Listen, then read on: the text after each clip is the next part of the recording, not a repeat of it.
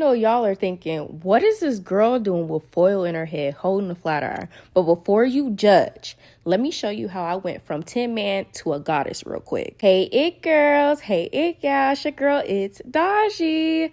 So when I first introduced this curling hack, I got a ton of questions and a few concerns too. A lot of you said things like, won't this still cause heat damage?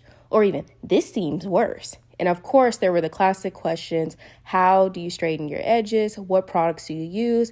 How long do you keep the foil on? First things first, does this method cause heat damage? In my professional opinion, it's not necessarily the method, but excessive heat that causes damage. The foil in this technique is technically used to trap and distribute the heat more evenly across each section, rather than pressing direct heat onto your hair unevenly.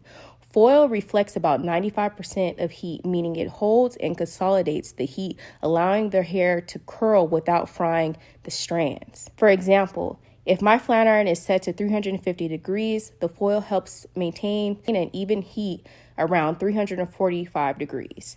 Give or take about 30 to 45 seconds, just long enough to curl before it returns to room temperature. So it's key to keep your flat iron temperature suited to your hair texture and hair type. And listen, I'm not saying you have to take my word for it. Always do your own research on anything you find online.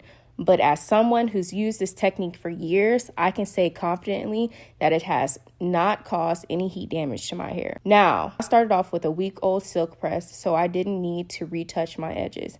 In fact, I avoid using heat between silk press appointments to keep the health of my hair.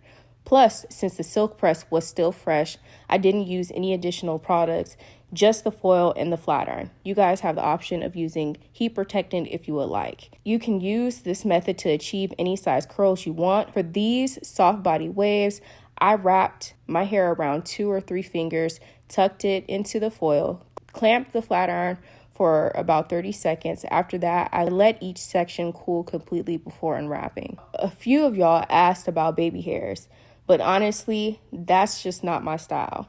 I like to keep my hair looking natural as possible. Product free between appointments for a longer lasting silk press. And guess what?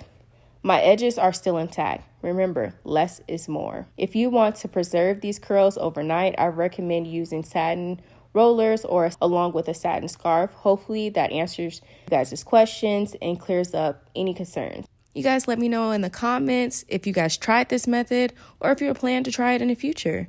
Later, my it girls and my it gals. Bye.